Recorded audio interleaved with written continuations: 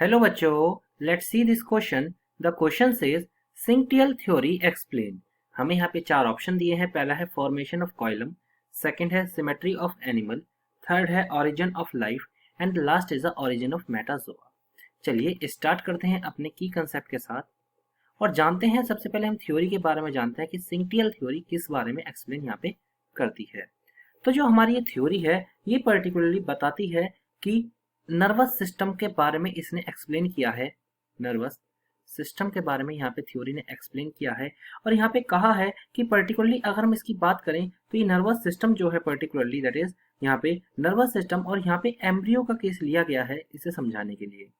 Embryo, ये theory जो दी थी, this theory was proposed by Victor Helson ने इस थ्योरी को दिया था।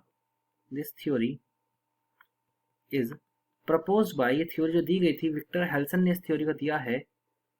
विक्टर हेल्सन ने इस थ्योरी को दिया था और ये थ्योरी जो दी गई थी 1864 में दी गई थी। साथ ही साथ में इस थ्योरी में ये भी बताया जाता है कि पर्टिकुलरली मेटाजोआ की फॉर्मेशन होती कैसे है, how the metazoa is formed. ये थ्योरी इस बात को भी बताती है how the metazoa are originated और formed, are originated. But over a period of time इस थ्योरी को रिजेक्ट कर दिया गया था। ये थ्योरी रिजेक्ट हो गई थी और मेन रीजन रिजेक्ट का ये बना था, इसमें जो कई सारे पोस्टुलेट थे ड्यू टू सारे जो इसके पोस्टुलेट थे due to false postulate that claim by this theory.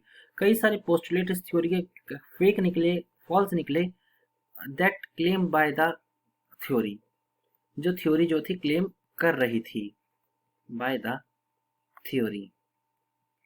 तो अगर हम यहाँ पे अपने ऑप्शंस देखते हैं तो हमारा जो राइट आंसर जो यहाँ बैठता है वो बैठता है आपका option number D, that is origin of Metazoa. Origin of Metazoa हमारा यहाँ पे बिल्कुल करेक्ट बैठता है। Hope you understood it well. Best of luck.